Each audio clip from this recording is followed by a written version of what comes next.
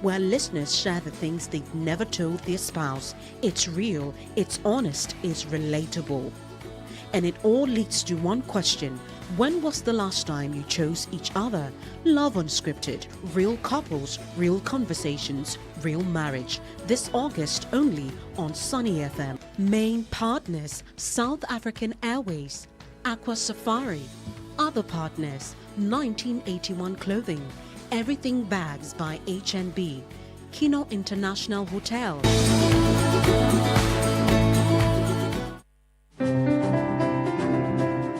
In the heart of Africa, where the warmth of our people meets the beauty of our land, there's a pride that soars high. Welcome to South African Airways. At SAA, we're more than an airline. From the golden sands of Cape Town to the thundering Victoria Falls, from the turquoise waters of Mauritius to the pristine beaches of Perth. Let South African Airways take you on a journey you'll never forget. As a proud member of the Star Alliance, the world's largest premier airline network, SAA is dedicated to delivering unparalleled passenger services of the highest standard. South African Airways, proudly South African, where every journey begins with Sawubona. We see you. Once again, thank you to our sponsors, our partners for bringing us the Couple Next Door series. Yesterday was an incredible time with Pastor Jaffa. Today, we have Daniel and Michelle with us in the studio. I'm going to let them introduce themselves to us. Stay with us right here on the iMdrive. All right, I'm going to start with Michelle. Good morning, Daniel and Michelle. Hi, good morning. Yes. All right, let me let you. So you go ahead, Michelle, introduce yourself to us, what you do, yeah. Okay, Michelle Yadomboache, banker with Zenith Bank. Okay. A wife, a mother, a sister, a friend. A mother of how many? A mother of three. A mother of three. Two boys and then a girl. Awesome, awesome. We also have her spouse, yeah, Daniel. Daniel, tell us about yourself also, 60 seconds. All right, I'm Yadomboache Daniel. I'm an engineer. I work with Ghana Airports Company Limited. Fantastic. I'm also a pastor by God's grace, yeah. I think that's the little thing I can say. I'm a musician and an instrumentalist, yeah. I couldn't have left that out. And JWI. Yeah, we're Joyful Way Incorporated. More of an associate now. More of an associate now. So you two have been married for how many years?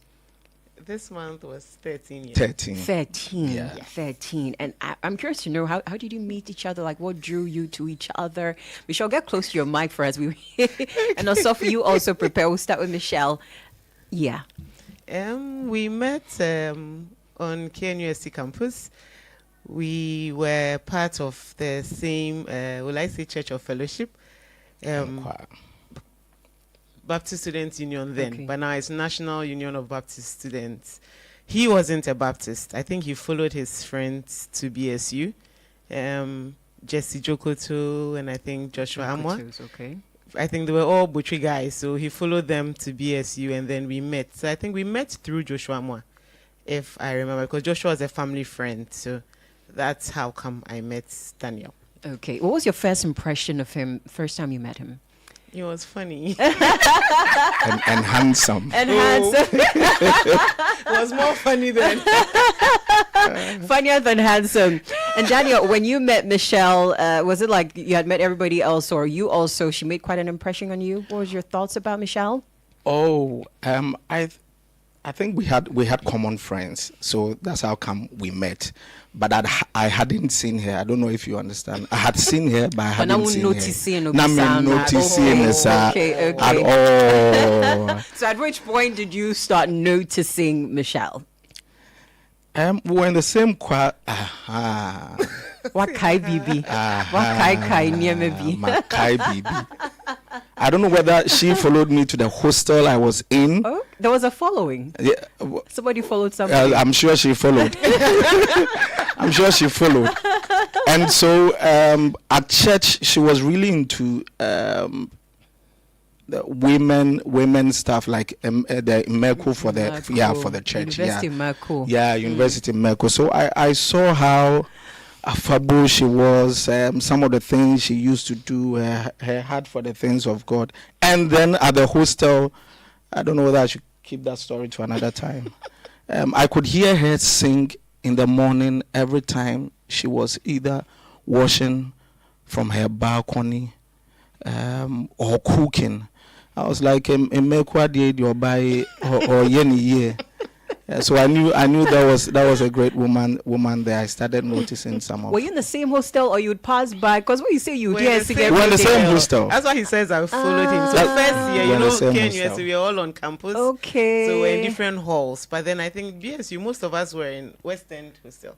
So we ended up in the same hostel, yeah. And in that big hostel, you would hear Michelle sing every day. Her block was opposite mine, directly. Directly opposite mine. Michelle, your voice could travel across the block. And that's powerful. So that's when you started thinking, okay, there's something special about this one. Yeah. Michelle, so funnier than handsome, but what else?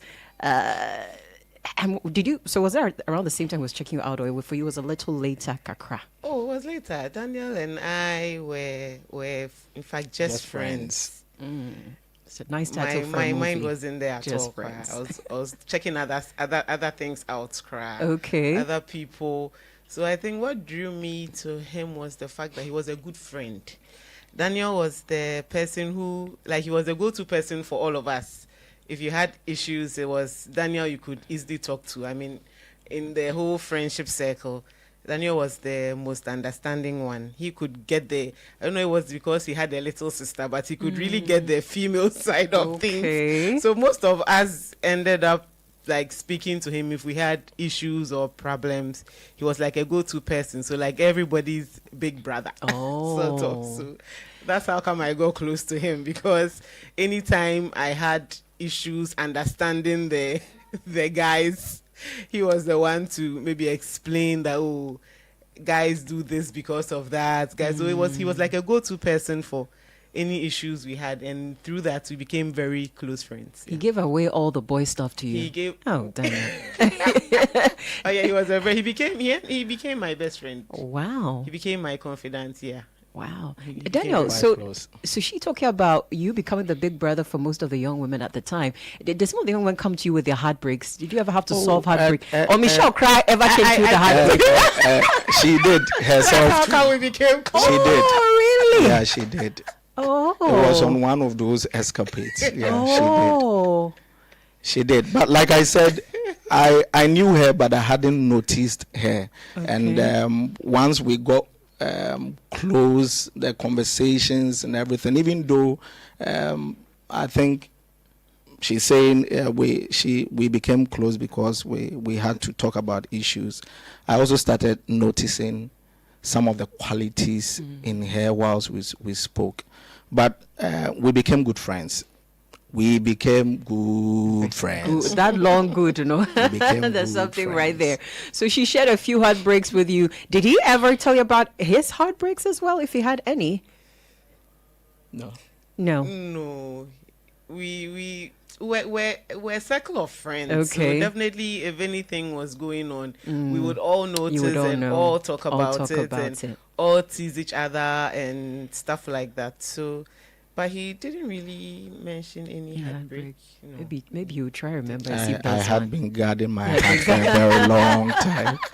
You know, I used to talk to a lot of people way back from primary JSS because of the whole SU setting.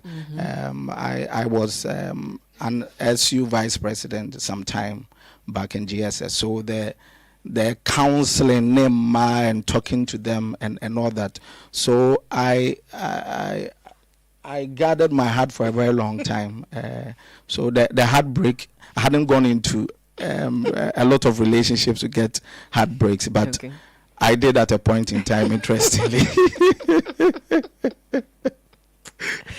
I'm wondering whether we should go there, but I want to focus on the two of you today. So maybe some other time when we have a show on heartbreaks and how you've handled heartbreaks, we can get into that. So at which point did you two decide to take it a notch higher beyond friendship? That was way. You should see Michelle looking up into our ceiling. Way after national service. Way after national service, because we became very good friends, and it even extended into our families. Oh. So on vacation, he could come to my house. My parents knew him. My siblings knew him. He would come help my mom pound fufu, do plumbing work. So he was like, hey, Daniel, so he was like that. You pounded fufu and all. No, best brother, best friend. Brother, yeah. Okay, so my parents lovely. knew him like that. I also used to go to his end as a friend, and I even got close to his little sister, Sylvia. So it's like I even became closer to Sylvia than him. So I ended up being Sylvia's friend and being in their house because of Sylvia. Wow. So the parents got to know me, his mom, his dad. So it's like we became family friends at a point. Our parents got to meet each other. So it was like a whole big family thing. So that relationship thing wasn't was really... not clicking. No. I had sister zoned her. Your sister, Yes, you had sister done that. zoned Yeah. me. So And at I which think- point did you on sister zone her? You know, it get to a point where you realize that I didn't know what It's already there. yeah, you know, It's already there. What you're when there's looking no for. need to look. And I think the whole friendship thing helped Okay. because I noticed I could talk to her easily now. In fact, I was vulnerable around her, and that's a difficult thing for most guys. Yeah, and so the thing, I didn't yeah, she's why look elsewhere. Yeah, so I think it's the friendship. That the good thing is that we didn't enter into the friendship because we thought we needed to have a relationship. And I think that's one of the good points. It really helped both of us. Yeah, it helped us get to know each other, for who we really were, because we're Yeah, friends. yeah. So there was nothing like maybe feelings that could muddle anything. So we got to know each other for who we really were before even the feelings or any attraction came to confuse anything.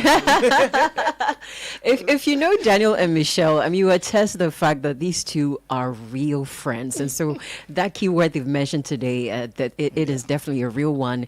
And it brings me to one of the things we're going to be touching on at our Couples Retreat. We're talking about deepening friendships or strengthening friendships. And I want to come back to you too.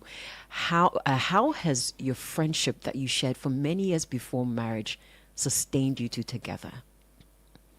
It is actually what has sustained us, because no matter what you go through in life, it's a friend that will hold you.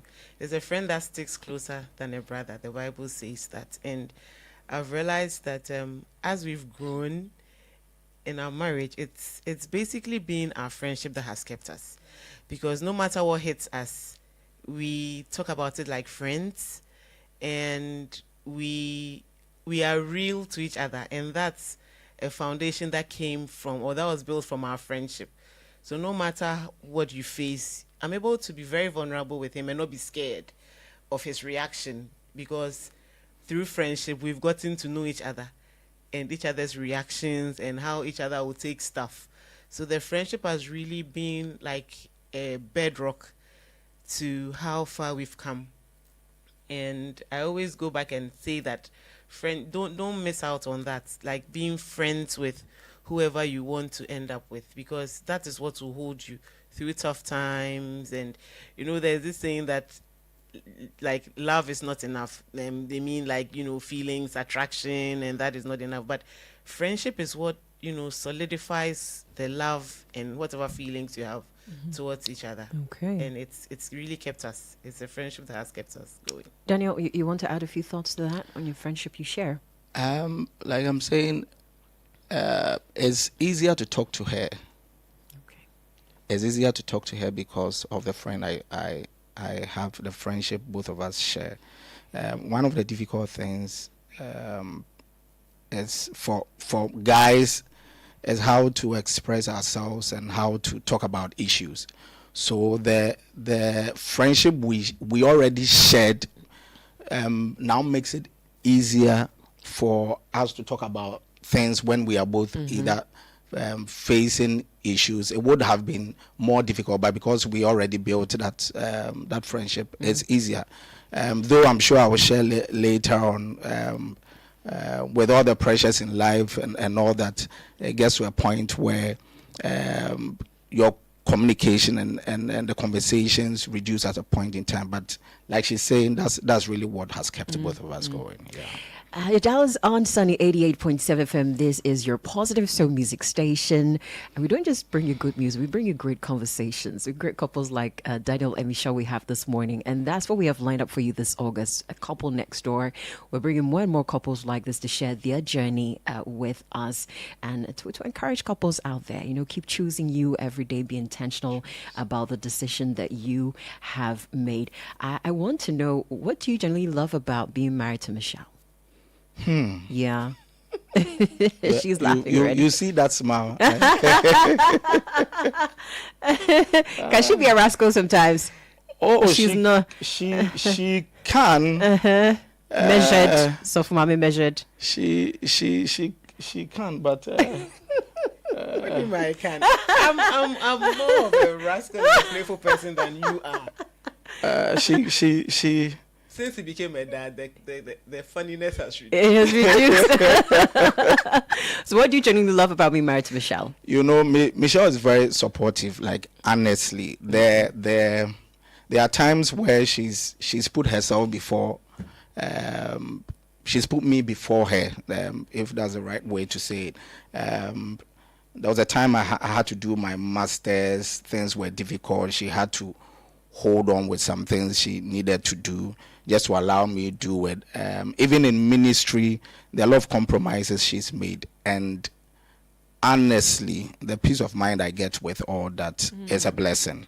I love that about her. And one thing I keep telling her every time is, when we argue, she's always the first person to come back and make peace. Whether I am wrong or she's wrong, and I love that. Wow. I really do love that about her. But her smile is mine. Oh, people, you're hearing that? Do you have a smile that belongs to you?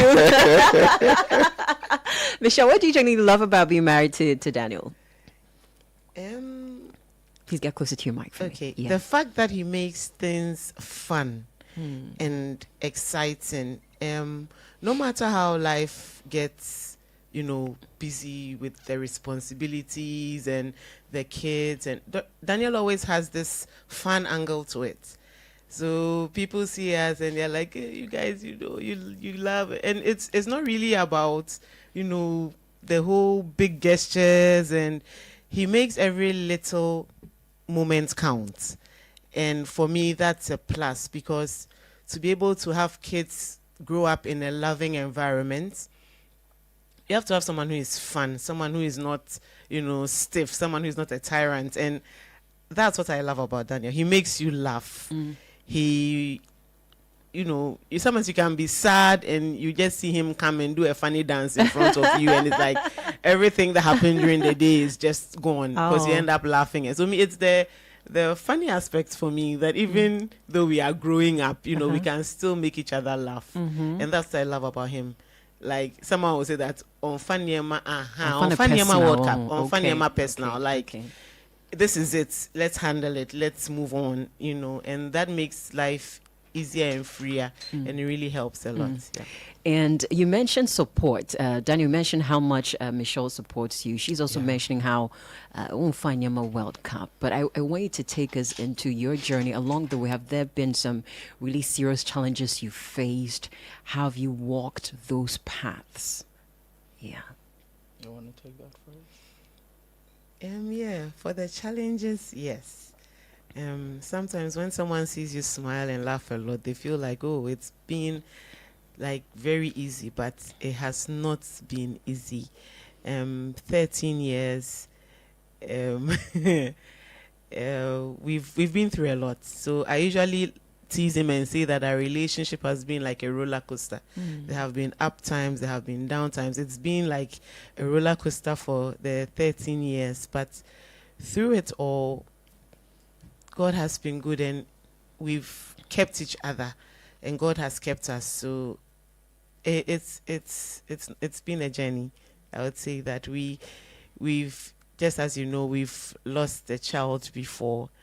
I was just telling him this morning that we've even had a miscarriage before. So we've had 5 pregnancies with 3 kids. Wow. So it's not been an easy journey. But what I always thank God for is the fact that we don't forget the fact that we have each other and we have God. So God first, and He's the one who is holding us together. So that's what has really kept us going. And the loss of a child, Daniel, I want to know, you've talked about how you can be vulnerable around Michelle and all, but when a mother loses the child she's carrying, because you gave birth to that child, right? Yeah. Do you want to summarize? We don't need to go into deep detail, just a little summary, and then maybe listeners can see where I'm coming from. Just a little summary, so where it's comfortable for you. You go through the whole 9-month journey, and during the time that you are having contractions for the baby to come out, the doctor just goes like, oh, we can't feel the baby's heartbeat. So they quickly do a scan, and you are told there and there that the baby is dead in your womb, but you still have to push the baby out. So that was my story. I think after we had a stillbirth the first year of our marriage. Yes, we got married in 2013. We lost the baby in 2014. It wasn't an easy one because we're a fresh couple, and we didn't know our left and right. In fact, marriage, we're now getting used to the whole marriage thing, and this hit us. But through it all, God sustained us and kept us. So that was our story. And then let me quickly add this one. The second one was a miscarriage. You are pregnant about 12 weeks. You go to the hospital. A doctor tells you that they can't see any baby. They can't see any baby. So whatever be the case, it has to come out. And that was my miscarriage journey as well. And through it all, no matter, even though we're very close, I didn't really see him like shake. He didn't shake in front of me. So sometimes I even sometimes want to ask him, but how did you handle? So it's good you're asking. Yeah, because I want to know. How did you handle those times? Because I was the one who was very, like I expressed it. I cried. I screamed. I went through the whole, stages of grief. I didn't see what you went through. So maybe today we get here. Dad, I was speaking with my husband a few months ago, and for the first time after more than 8 years, he's now giving me details about the birth of my me. I didn't hear I'm like, oh, but he didn't tell me. Like, oh, but you didn't need this information at this time. I had to be strong for you. I'm like, oh, but at least you let me know this and this and this. Why have you waited 8 years to tell me what it took for you to walk this? So, Daniel, maybe on behalf of all men who have to be the rock in times like this, you're also going through the pain of loss, but then there's also your wife. She's had to do the carrying. What was it like for you, and being that person she could still hold on to? Honestly, I think personally, one of the things I do is I get busy, and so sometimes I'm unable to grieve. I think it happened with when my mom passed. But let me share this. I knew I had to be there for her. And because she was the one going through that, I even had to take some days off work so that I could stick around. There are times I honestly just have to sit and watch her because I do not have the right words to say. I honestly just have to be there for her. She wakes up at dawn and she's crying. The difficult thing about the stillbirth, one experience I got was because she's gone through the 9 months, her breast milk has to come at a point in time. It reminds her of the child she's lost. At dawn she wakes up, she's crying. So you have to sort of man man up and just be there for her. But like I'm saying, there were times I had no words. I knew I just had to sit, listen to her when she's crying, just hold her. But you know that I was telling her there was one time I was driving. I don't know. It looked like everything I'd kept inside just had to come out at a point in time, and I shared it with two of my friends, Echo and Yao, and I had to stop and park by the roadside, like I didn't know why I was crying. I didn't know where the crying came from. I didn't know how long it was going to take for me to cry. All I knew was that I had to cry. And because I was in the car alone, I had parked. I was wailing, mama, and all that. But after that, I felt okay. And after all this, you come back home and you have to be strong for her. You have to. So you would say that moment of being able to let it out, speaking to your friends, that also helped you walk that journey too. It did. We're live on Facebook, on YouTube. You can also watch us on sunnygh.com. We're with Daniel and Michelle on our Couple Next Door series. And a little bird told me that you two are such great support for each other's goals, each other's personal growth. And Michelle is going like, yes. Oh, my research. Fine. Yeah. And is this something that you learned along the way before marriage, or you got into marriage and got to learn, these things are important? Tell me about it. You two supporting each other. Anything for love, anything for love. Romantic. You're a helpless romantic.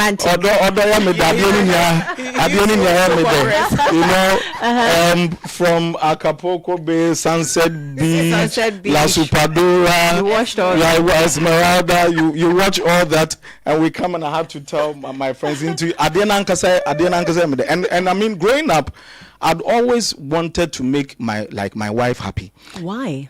It actually brings, and I make an okay. You get it? So it brings me some sort of satisfaction when I know Charlie.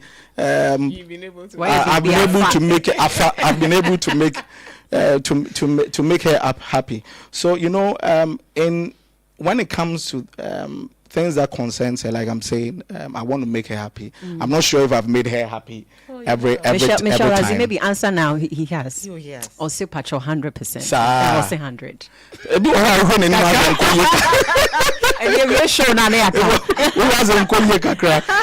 So when it has to do with something that concerns her, I really want to support. I really want to support, because once I see she's happy, I get some satisfaction. I don't want to sound too theoretical, but I think that's just it for me. Joy. Yeah. What are some of the things concerning her personal growth, development that you've supported her with so far? In fact, the job I have Michelle. Now is actually from Daniel. Wow. He went to take I went to do an aptitude test sometime, and I noticed that now brofono a woman a Dawson. I'm a mathematician, but so when I finished and I realized that I didn't go through, I was like, I know this will work for Michelle. Wow. I knew it would work for her. Okay. I called her and told her, Charlie, wait there. I'm sure you would go through. And interestingly, she actually went through. She went through all that. Her master's, I think I had to do Bible school at the time.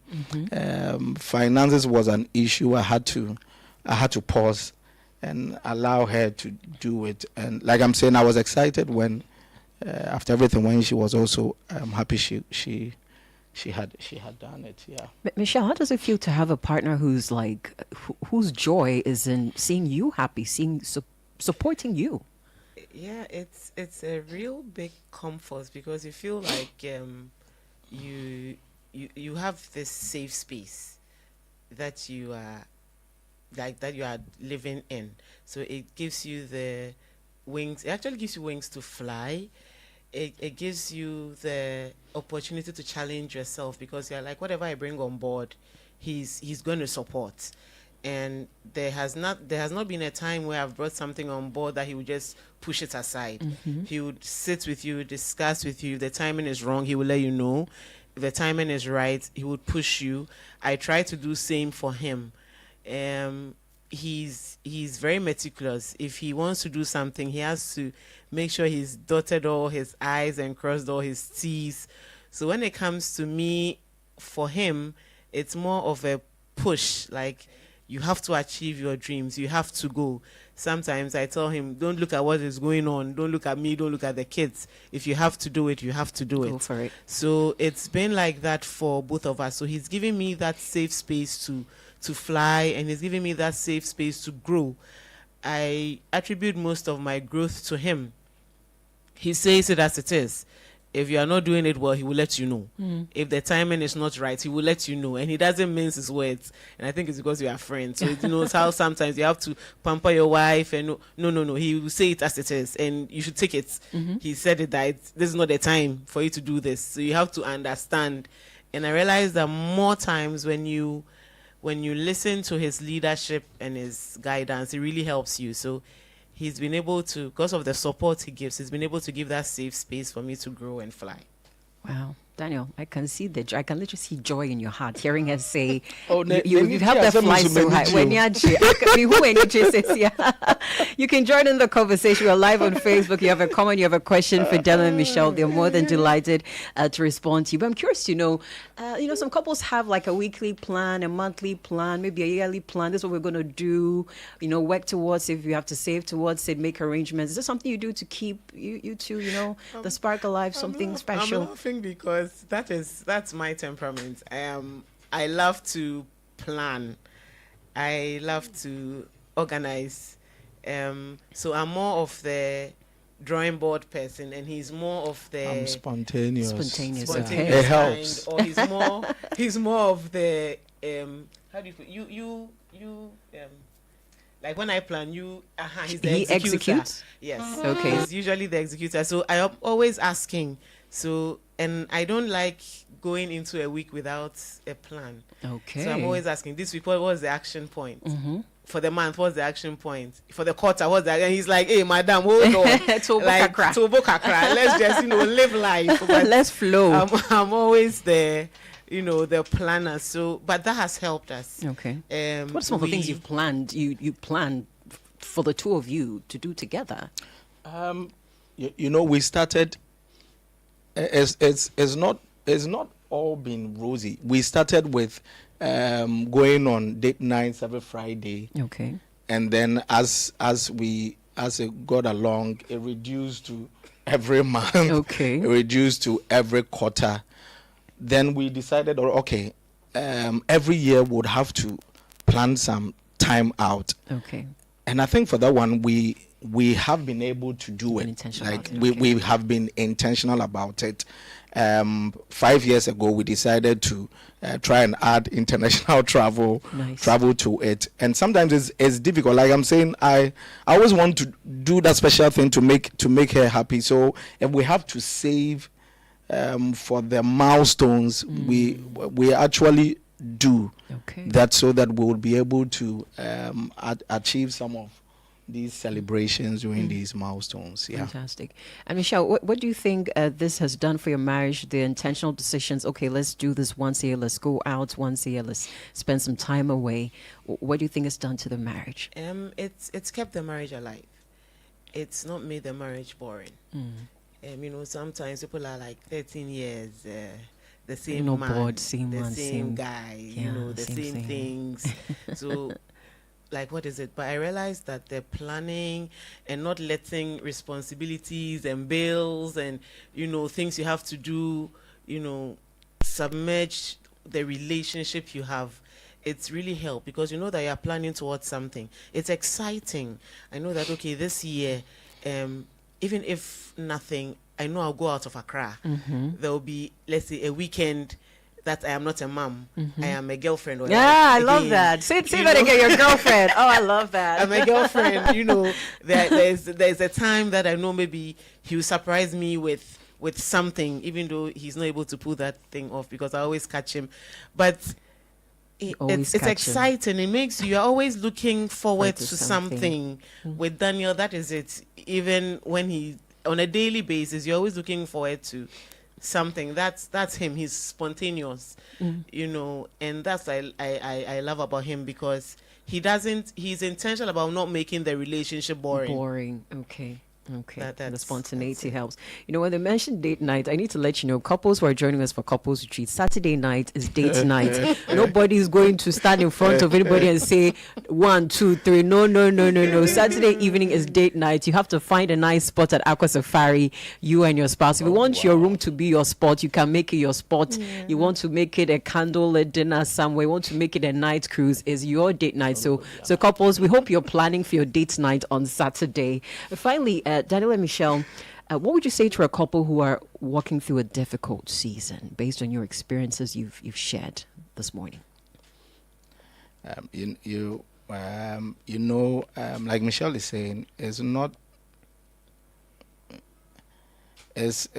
all not been happier times and joyful times. There's been difficult times. Even with all I'm saying, there's been birthdays that I have actually forgotten.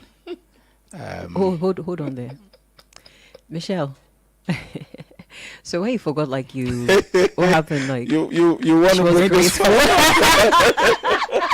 Because I thought we're wrapping up. You went to bring this one, because Michelle. So you were graceful, or you upset small and said, "Okay, it's okay, I it's was okay." Gracefully upset. You were gracefully upset. You see, there's one thing I notice about Daniel. When you're upset and you are dramatic about it, you wouldn't get any results from him. Waste too time. That's my husband. Shouting, throwing, you won't get any results from him. He just closes up. So there's this way to get to him. It's like, I said, and cow, but a cow. So he just drops subtle notes. Oh, the birthday you forgot. So it's like he's always because it's so subtle and you are throwing the jabs at him. He's always trying to redeem himself and apologize. Okay. I was gracefully You're upset. Gracefully upset. Daniel, continue. This my day. You brought yourself. I'm telling you. So, I mean, there are times where in marriages, like we all know, we all go through our own challenges, and every challenge is unique to every marriage. And sometimes it goes beyond the feelings you actually share. And I think when you were starting, you actually said that you have to make an intentional decision to choose yourselves every day. There's been times we have fought. There's been times we have cried together. There's been times we have celebrated together. But I think every single day that we forgive ourselves, every single time we make intentional decisions to do things together, I think it's a way of choosing ourselves once again. And there's one thing I'm trying to learn from a couple who is a mentor, Bishop Albert Mingle and the wife. There are a lot of marriages going through a lot of issues, and we magnify the issues on social media now. And but they are good marriages. Those good marriages are not devoid of challenges though. But I think what we are not doing is we are not celebrating the good marriages also for people to know that there are good marriages around. And so my little thing I would leave with any couple going through any challenge is that write your own love story. Learn to write your own love story. Make that intentional decision to choose yourselves every single day.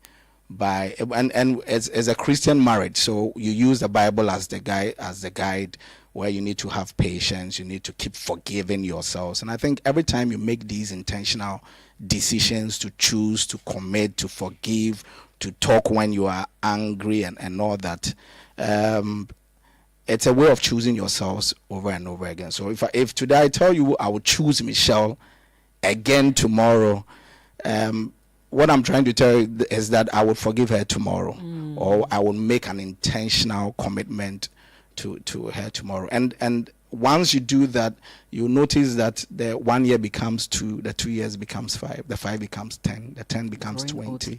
Yeah, and then you are growing all together. Emilia Theodora Folson says her smile even shows she's happy. It's mine, no. It is so beautiful. And also Erin Babako Kokome says, watch, it says awesome show. Michelle, what would you share with a couple going through a difficult season right now? One thing I learned through all the seasons we've been through is that seasons pass. Winter doesn't remain forever. Summer doesn't remain forever. Fall doesn't remain forever. We are in Ghana. Okay, we are in Ghana, sorry. The rainy season doesn't last forever. The dry season doesn't last forever.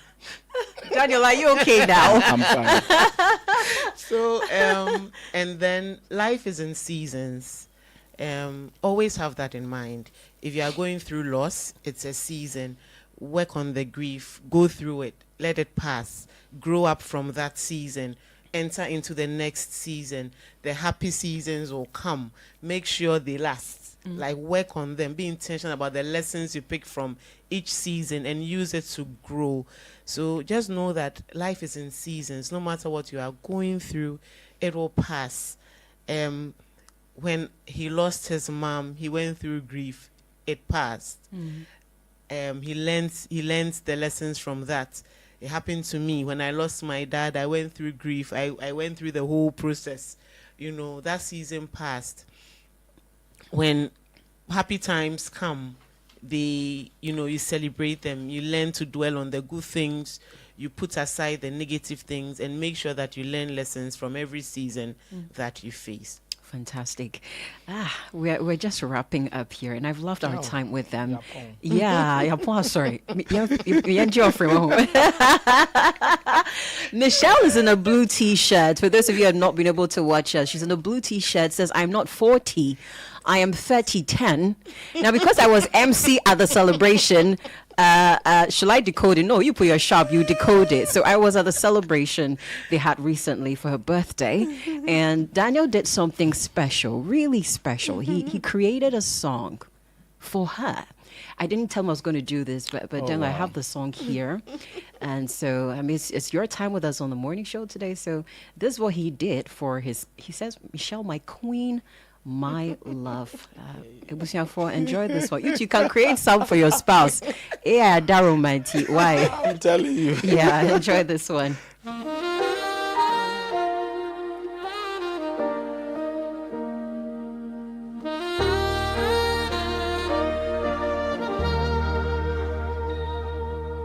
August brought a blessing into this world,